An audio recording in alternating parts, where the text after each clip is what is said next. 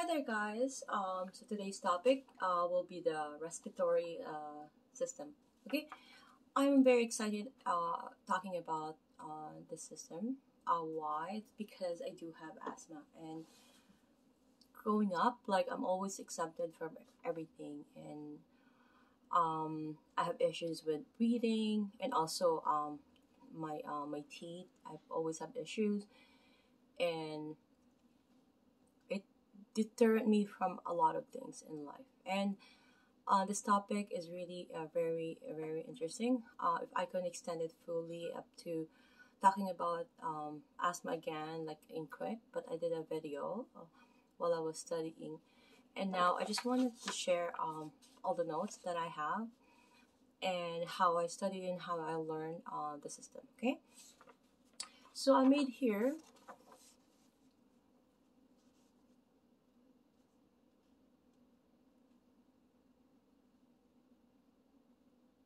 Okay, so you can see, so that is the pulmonary tree, so called, right? For the the lungs. If you get so this is the trachea. Okay, so the trachea is like a ring, right? But it's like a ring. Okay, here. But the opening is more so at the back of the the neck, and it has an opening like these this little the trachea, this like little crown here. Those are more so for protection. Majority of our organs are like smooth muscles, but this one here, because we don't want it to collapse. Imagine having that passages of air going to our body and then it collapses, right? And that's the reason for this trachea here. Okay, I draw this interestingly. I don't know, but hopefully it could able to be of help um, with how I would present this, right? So it says all the primary, this is the left. Sorry, this is the right. Uh, yeah, I'm so sorry about that. Okay. So this is the right one, right? This is the superior lobe, and there's that horizontal fissures, right? As you can see. And if you go in your book, perhaps, or you can Google it, you can see all the information. This is that oblique fissures, right? And this is the inferior lobe, and this is the middle lobe. Okay, these two are the primary bronchi. Um, this this one here. Okay, from the trachea, it will it will turn into bifurcates. It's called bifurcates. It will turn into two branches. It will branch out into two bronchi. So that's the primary bronchi. Okay, and then as you can see that on the left, right, there's only two lobes. That's because in giving room for the heart where it's located. Okay, because the heart. So this is the primary bronchi. This is the superior lobe, and it also have that secondary bronchi and tertiary bronchi, right? Referring to. So I wrote it down here.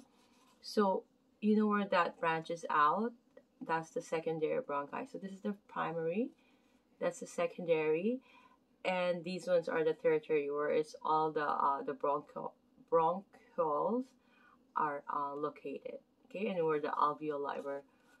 Okay, gonna be explaining that. Okay, second, so we all see in all the how the lungs or sort of anatomy of the lungs. Okay, so now we will be moving to here. This is the pulmonary capillaries. Okay, so what happening here? The blood gains oxygen, and it also eliminates carbon dioxide. Okay, so and other function also of the respiratory system is to clean, humidify, heat, and air, and all before it goes into our body, like it will humidify and clean that, and then for sound production, and also for resonation. Okay, so I'm gonna show you. I'm sure you have seen this before.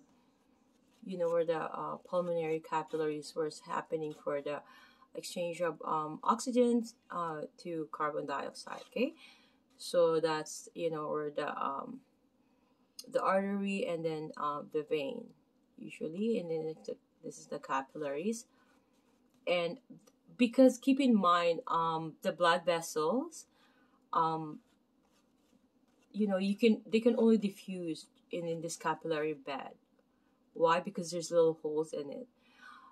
In the big branches of like the arteries and blood vessels and veins, like they can't, nothing can exit there except, right? Because except here, this is where all the gas exchange is happening. Okay.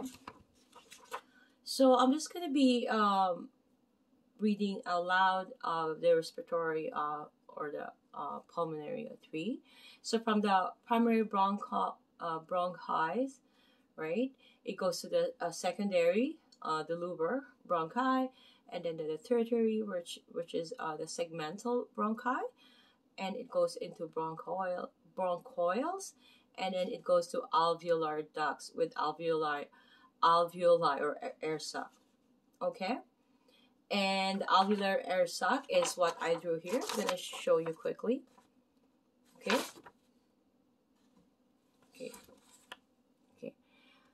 So there's like 300 million alveoli in each lungs, and this is very interesting because okay, this is the terminal, right, and this is the respiratory bronchioles, and most of these alveoli, if you were to expanded them, it could really fit like a tennis court. That's how, because they're all just like how it's all crumpled up. Not it because if these ridges or these collapses, then that's a problem. So we don't want that. We're gonna be talking about pathologies and disorder later on. Okay. Okay. So with each subdivision, there is progressively usually less cartilage, more elastic connective tissue, and then more visceral smooth muscles, right? And then the bronchioles are innervated by the autonomic motor neurons. Okay.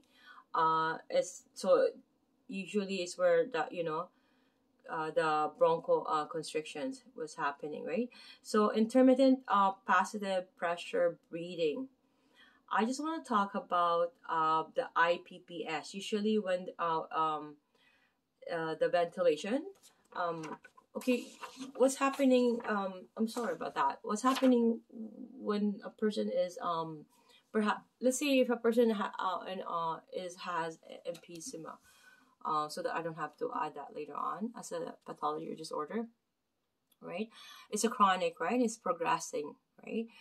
So that person will need the ventilation. Ventilation is usually when we breathe in, it's just a high concentration towards a low concentration. So meaning that like Boyle's law, which I'm going to be talking later on, but I'm just going to be talking very briefly now, that when we expand our chest, our ribs, all our inhalation and exhalation muscles, which I'm going to be doing a separate video, is doing its job. So it's like our ribs is doing like a bucket, right? It's doing anterior, more giving room for the chest to expand, laterally too, sidewise, and then at the back posteriorly. All the muscles are contracting, doing its job, right? So more so the diaphragm will be in a straight line. Okay, I'm gonna be showing you a photo that I drew of when that's happening. Okay, so this one here is when it's contracting, and this one is when the diaphragm, this is a diaphragm, is relaxing, right? Because the lungs sitting next to it.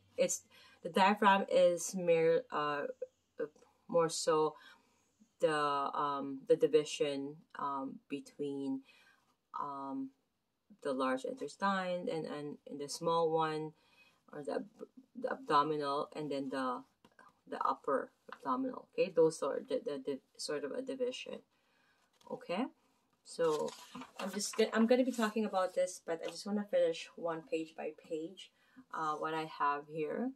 Okay, so during I just want to mention that you call that again the ventilation when a person is in, let's say, an emphysema, who is in under ventilation. You call that intermittent positive pressure breathing. And when we are a normal person who's not in ventilation, we breathe in a negative pressure breathing. Okay, so we have to know that it's not intermittent.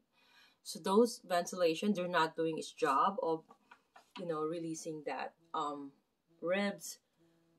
Someone's gone expanding your ribs in a full, and you're not recruiting all your inhalation muscles. You're not recruiting all your exhalation muscles, and therefore you're not getting that full.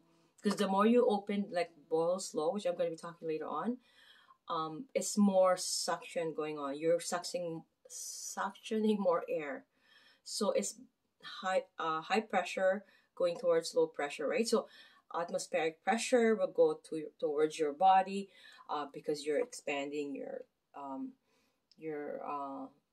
ribs and you're incorporating all your muscles, right? So you're really utilizing all that muscles and making all your breathing efficiently and productively, more so in my own words. Sorry to say that. Okay, so I wanted to mention that during exhalation, air is forced out of the lungs. Okay, so say respiratory muscles relax, and this will cause the decrease in the chest volume, right? We all say that because our diaphragm is like a dome, right? It's like this. So there's right, so the volume, right, it's less volume because of how the muscle's sitting. It's in a dome like, right? So just keep that in mind. Okay, and so it will increase the alveolar because it's being compressed, right? It will increase.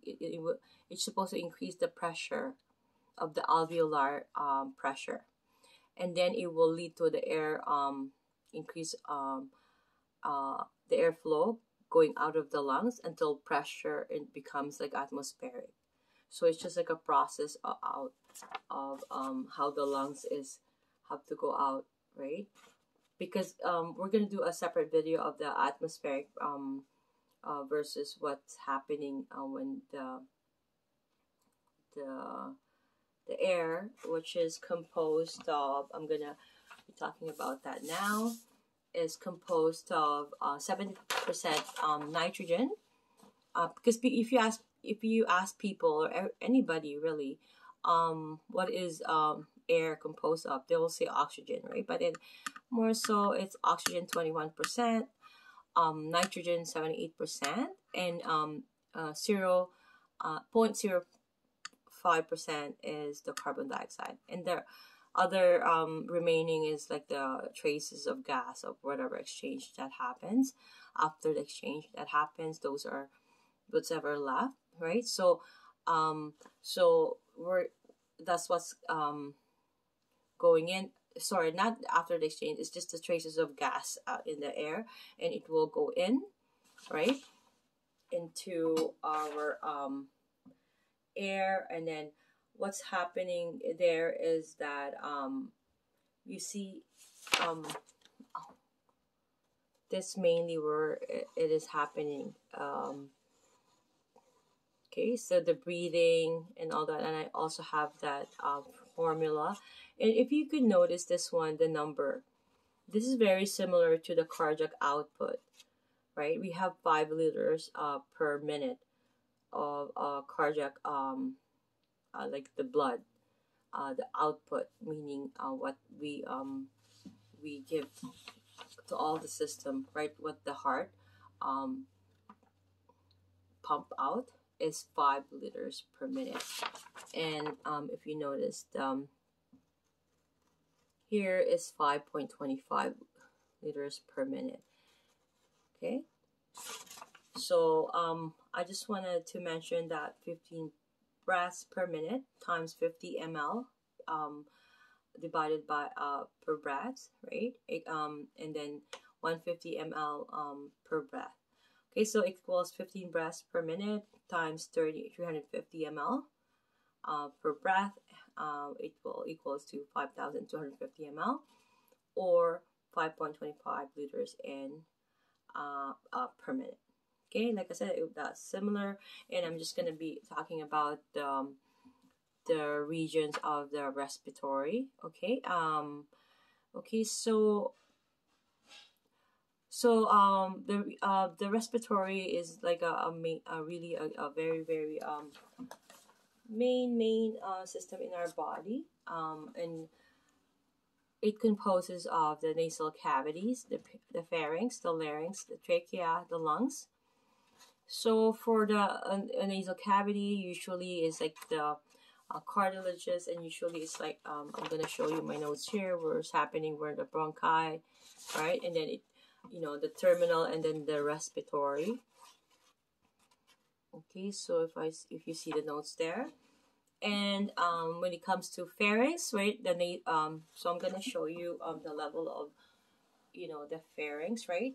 So so if you were to look at the side of my face, the pharynx are like from that level in the back, right, because this is the trachea, and then at the back, if you were to the esophagus. Okay, so if you were to open the back of on the back, you will see that also I will show you the notes while I'm doing this, so it will be really clear for you guys.